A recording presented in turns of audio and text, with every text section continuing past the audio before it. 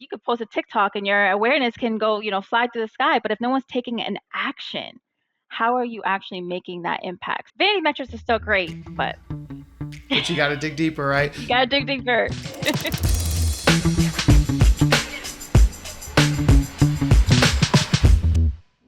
Hi, everyone, and welcome to Confessions of a Mad Marketer. This is the show where we stop pretending that we've got it all figured out in marketing and we actually talk about what has gone wrong that we've learned from. Because the truth is, most of what we learn doesn't come from the best practices or the times we nailed it right the first time. It comes from the stuff that didn't work. I'm LeDonni. Today, I'm joined by Destiny DeJesus, a digital marketing specialist and B2B marketer. Destiny, thank you so much for being here. And more importantly, thank you in advance for being willing to confess. Awesome. Thank you for having me today. I'm really excited to dive into a great conversation. Likewise, likewise. So, why don't you tell everybody a little bit about who you are and what you do in your day to day? Yeah, so a little bit about me. I am in B2B digital marketing, where I primarily focus on campaign strategy, lead generation, paid media, buyer engagement, and I focus in the industrial and water industry space. A huge part of my role is understanding you how buyers interact with content digitally, whether that's through webinars, paid campaigns, white papers, email marketing, and website behavior, and being able to translate those insights into meaningful opportunities for both marketing and sales teams. Awesome. Very cool. So that's a really cool position. How did you get to be where you are today? Like what's your backstory of what got us to be sitting here? So I'm really very passionate about digital marketing. I think that probably 2 times a week I'm sitting in some type of webinar or educational forum because, as you know, like the digital landscape is continuously changing very fast, especially with all AI, and I'm being able to understand the consumer journey these days because it's more layered and more complex. So. Um, I also was in a great conversation with Gianna, and this opportunity presented itself, and I jumped right on it because it's just great conversation. Um, I have been a little bit in both nonprofit and the B2C and marketing, and now being a B2B. It's just so interesting how each of those are all different types of marketing and how you really talk to your target audience. So I really, yeah, I love Oh, it here great. in No, marketing. that's awesome. So you were a nonprofit before that. So I before was. this, so yeah. So tell me a little bit about where you started in your marketing journey. Yeah, so I started out in nonprofit for shelter communities, and a lot of my role consisted of obviously you don't have a larger budgets or anything, so you do a lot of outreach when it comes to donors and working with donors to at least get a budget. Um, in that space, I actually learned a lot about relationship building, which, of course, you don't really wear that type of lens when you're in the digital landscape. So, working in the nonprofit really taught me about the relationship building with um, people who are interested in investing in meaningful segments. Like this one in particular was like dealing with like the homeless community and getting them shelter and housing and supplies. That form of marketing was very different than anything I've ever worked in. Okay, so cool. So you went from nonprofit and then got into B2B marketing. So how long were you in nonprofit marketing before you got into the B2B space? So I actually did nonprofit while I was studying to kind of get Okay. my hands in there, and because of course you learn more on the job, I always say, than you just do when you're in school. It's very important, but I definitely believe that going to school and practicing whatever you're studying is very important. So I was going part time actually in the nonprofit space, working there, and I eventually went full time after I graduated, and I loved it. It was great, but I wanted to be more challenged. I wanted to kind of see what else was out there. So I actually went to B2C first, and then I went to B2B. Oh, cool. Yeah, so you've got Mhm. experience across the board, the Yeah. nonprofit, the B2C, the B2B. That's Mhm. awesome. All Yeah. right, cool. Well, let's get into your confession a little bit. And again, thank you for being willing to confess. What's one mistake that you made that taught you a valuable lesson that you now hold sacred? One thing I became really passionate about is definitely how quickly we can judge lead quality in marketing very quickly versus trying to understand the user behavior first. And as we know, because it's so layered, I think it's important to understand, um, you know, that journey before just saying or writing them off and say, oh, they're not a good lead, or this is just not a great target, or things like that, because we're just basing it off vanity metrics. So I think now it's more research that's required to actually say, well, are they a good lead, or what makes them not a good lead? So did something happen that made you realize that? Like, was there some salesperson that saw a lead and threw it out, and then you later realized, oh man, that was a good one? Yeah. Well, sales and marketing, it's, we always have a very interesting relationship, but it's very interesting because we all have the same goal. So we have the same goal, yet we fight like cats and mice, and we're like, no, we need to do it this way. But it's like we have the same goal. So let's just get on the same page and let's have these conversations and find the solutions as to what, in your opinion, makes a strong lead. Is it just a job title, or is it someone that is actually ready to buy? Because of course, sales and marketing, we speak different language, but when we really come together and we kind of say, okay, let's talk about this, like why didn't this make a good lead? It gives marketers the opportunity to um, go back to the drawing board and create something even better, or do more research or something, so we can provide those insights back to sales and says, okay, this is what we came up with. But if those conversations are not happening, how can we improve? So I think more so what happened is definitely I had a campaign with the driller that kind of I light went off, and I said, wait, they're writing off these leads way too quickly before we're actually understanding why. So let's have a conversation. Okay, so talk to me about that because we come across this a lot. That sales and Yeah. marketing friction is very, very real. So you spotted a lead that you thought was a good one that didn't seem like it got followed up on, and then what did you do? How did you get traction with that? I think it's always important to sometimes loop in the big dogs. When I say the big dogs, it might be the sales managers, because sometimes they can have a better relationship with the sales versus like me, as I'm a little person. So if I'm presenting a strong case and saying, okay, we've received, you know, 80 leads, for example, and out of these 80 leads, we work in demographics too. So we're segmented all throughout the country. So there's different sales managers that oversee different territories. And so we had a lot of great leads, and I said, we're just writing them off based off of the job title. But just because the job title might not be fit, they might be a very important person that is part of the decision making when it comes to making a sale. But their input might be very valuable. So if it's not just the job title that they think might be fitting, they might work very close to somebody in operations management, and they're getting our content, or they're becoming familiar with the new product launch. So let's still pick up the phone and nurture them a little bit. Or maybe we need to send them a personalized email. I think it's just, again, how are we nurturing them? So they downloaded a piece of content, so they are interested to some extent. And as we know, it's so layered now that if someone was to call me and say, hey, we saw you fill out a form, I'm probably not ready to buy, but I'm very interested. So I think that's really Absolutely. important. So I reached out to the sales manager on that. I said, hey, like, how can we make this work with your sales team? What works for them? And then he gave some direction. It really worked out really well. Okay, so then I'm genuinely curious in how you actually got the traction. So the sales manager takes this piece of advice and, says, "Okay, we'll dig into it." What does he do next? What did you guys do after that? Well, I think what's important to sell him first. Like, I had to almost be a sales marketer and say, this is the value you got. First of all, this is how much we invested in such and such campaign.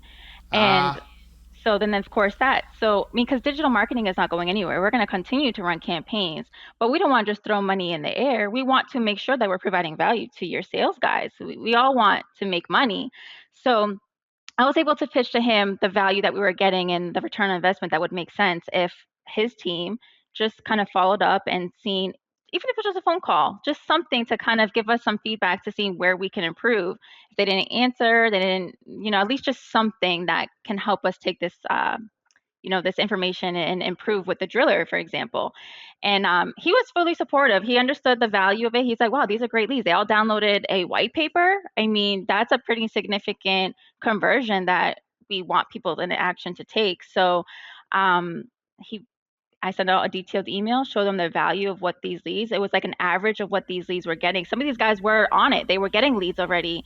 And once they started seeing the numbers, everyone started calling the leads. So I think it was like Oh, showing the nice. value, showing what some of these sales guys were already getting in their sales. Like they were averaging, quite some money.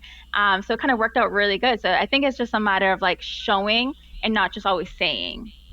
Oh, that's awesome. Awesome Hmm. feedback, and I'm sure very very valuable to make the ROI calculation better for Yeah. you, right? Because you're already spending all that money on marketing to begin Hmm. with, which you have to and you should.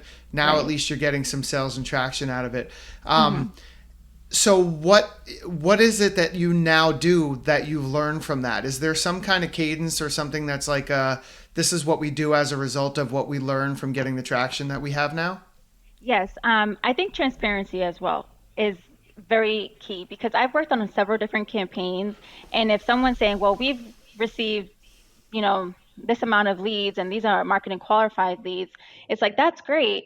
But sometimes we need to see that what was actually invested in this because transparency, I mean, across the board, all teams want to see that transparency. Numbers don't lie. So when we see those metrics and we also see a dollar figure connected to them, it kind of makes everyone feel like they all are part of this contribution to actually make that actual full return on investment. So I definitely feel like that has made a significant impact is saying, okay, well, we spent this much on this campaign and in return, this is what we are now getting. And for the longest time, I've always seen that we've kept that from sales. Like we didn't want to share what we were spending on it. But we have sales and marketing meetings all the time. And I said, we should be sharing this. Like, we're all one team. We should be very transparent with them so they can also say, wow, marketing is doing a good job, or marketing is bringing in leads. And how were those leads? Like, sometimes we're like, oh, we can just do a data dump and say, okay, well, there's, 40 new leads inside Lead Method or SAP CRM. These guys have no clue where these came from. So how do we expect them to follow up? So now we put very well detailed notes, again, that transparency, that these leads came from the driller. They downloaded a white paper from an e-blast that went out on April 16th. Like we're being very detailed. So it kind of gives them those notes, that support. They understand where this lead came from because there's so many platforms these days, especially in B2B. We use so many platforms. So leads are coming in from so many avenues. So being able to, and then we email them too. And we say, hey, we just, placed a few new leads into the database. Please check them out as soon as you can. And again, that transparency and allowing them to know where those came from. So they're not like the blind leading the blind. Oh, absolutely. Hmm. So you mentioned the driller a couple times and the campaign success there. What is the driller doing that is driving that success? Is there something that's happening from a product standpoint or campaign standpoint, excuse me, that you feel like is actually really helping things? Well, it's the continuous of content that they have provided. We worked on a really great campaign with the driller where it was a case story, it was a white paper write up, it was ad placements throughout the website and social media. So it was like a multi layered campaign that we did with the driller, and it really allowed us to test the market and see what the audience on the driller was gravitating towards. And I mean, case stories do great with the driller. It seems like people really like that educational content. And so, same thing with the white paper. A lot of this educational content. I mean, we had competitors downloading our stuff from the driller. I mean, that's to me is a big. It's a great thing if your Flattery, right? It's competitors, yeah, flattering. right. So, but it really helped us understand the user journey. And the reason why I wanted this approach was, I didn't want to take users out of the driller experience. I said, let's do this campaign where the whole experience, the whole user journey experience is on the driller. We can get all of that data first because sometimes we see drastic um, you know, exit rates of people once they leave this platform, and now we're sending them to our website, and now we just lost them. So we don't really get those, those leads or those metrics. So I said, let's house everything on the driller. It just makes sense. Let's understand the user journey. We set up with Ignite Demand as well to kind of see how that was working, and the outcome was very very positive. So that really was like significant. We were able to share that data with the guys, and they loved it. Oh yeah, it's great. Well, I Hmm. mean, totally biased here, obviously, because I'm on the Ignite Demand team in terms of bringing it to life. But that's what Hmm. we have seen is that disconnect between sales and marketing and the transparency that you can give when you have a dashboard like that Right. that shows the progress of the nurturing and the lead scoring of like who's hot and who to call. So I'm very glad to Absolutely. hear that it's helpful because that's been a lot of work that we put into it. Yes. Um, that's really, really great. So, let's just take a big step back in terms of like you talking to your past self. So you're talking to, Destiny 10 years ago, and she's just about to get on this journey of work and marketing and so on. What would you tell her? What advice would you give her? Don't get caught up too much in the vanity metrics. Cool. Okay, I cool. know it's very short, but I think younger me really did was like, oh, we got our brand awareness is, crazy and all that stuff. But then it's like, okay, but how's that translating now? Like to me now, I'm more of like very the strategy and analytic now. Like Grown Destiny is all about the significant numbers. It's like that's all great, there's so many platforms that help our you know um, awareness. There's you could post a TikTok and your awareness can go fly through the sky. But if no one's taking an action, how are you actually making that impact? So vanity I metrics is still great, but but you got to dig deeper, right? you gotta No, dig it's deeper. great. Well, and it's interesting because what we're seeing in the market, being chief marketing officer and working with a whole bunch of different communities, I call them, like the driller and all the audience that's on the driller. The marketers that are trying to reach that audience are really trying to make sure that they're getting the most ROI that they possibly can, right? And so there's this new, I call the term like vertical demand generation or targeted demand generation, where like you said, like let's just focus our energy in this community and actually really look under the hood at how it's working, because we're going to invest this money in. We need the visibility of like what are people actually downloading and what are they doing through the entire customer journey. So I love to hear you say it. I think it's going to be a continual growing trend, and I know for a fact like our communities are seeing that value when we provide it to customers. It oftentimes though is really hard to, and kudos to you, to get the sales team or the higher level marketing managers or whoever to see that need to invest the dollars in it, and the Hmm. cadence and the transparency. Right. So like kudos to you for being able to get that movement, because I don't think everybody always does. Hmm. So now you told us a little bit about, the not looking at vanity metrics only, and not taking each lead and saying, okay, this is nothing just because of the job title. So what is it now that you do religiously, like that kind of habit that you form, that atomic habit or that cadence or whatever it is, that drives the success that you are seeing today? I think a lot of segmentation. So if we get a list from any campaign that we're doing, it's about building out those lists. It's like, okay, well, they downloaded a white paper. They might not have been ready to buy, but like now we have this data, we have their email, we have their job title, we have something that we knew that they were interested in. How do we kind of feed them more content that would encourage their next decision making when it comes to making a purchase? Because as we're seeing now is that it's taking quite some time for people to make a big purchase decision. It's not just you download a white paper anymore. It's continuously feeding them more content. So I've created different, campaign target lists within our databases. So if we're running another campaign, I want to make sure that I am targeting that person. Um, and I think that's just really what it is continuously, not too much, but we want to make sure that we're continuously feeding them very strong content. If we're running a strong campaign or promo, things like that, and just kind of giving them more um, information to support their potential decision making versus just we writing them off and they might get our newsletter once a month, but that's really, so now it's like, okay, let's build out this list. We knew that they downloaded a white paper in the Driller magazine. So what else can we continuously do to nurture them in their buying process? So that's not exactly like what we're doing now. We've seen great conversion on that. Oh, it's amazing. Well, Hmm. kudos to you and congratulations on the success. I really, really appreciate you sharing the story with us. Is there anything else that you'd like to share with the audience? Anything that you feel like, a marketer today really needs to know? One last fleeting piece of advice? Um, yeah, I would say that I think the future of marketing is really about balancing data with human understanding. Metrics and lead scoring are incredibly valuable, but also is context, timing, and understanding, and actually, you know, those are what is making those decisions today. So I think the companies will win in the long term are the ones that definitely understand that modern buyers are not linear, and neither is the customer journey anymore. Oh, amazing. Awesome. Well, Destiny, thank you again for being on with us. I look forward to talking more to you. And thank you for also being an Ignite Demand customer and working with the driller. Awesome. Thank you for having me.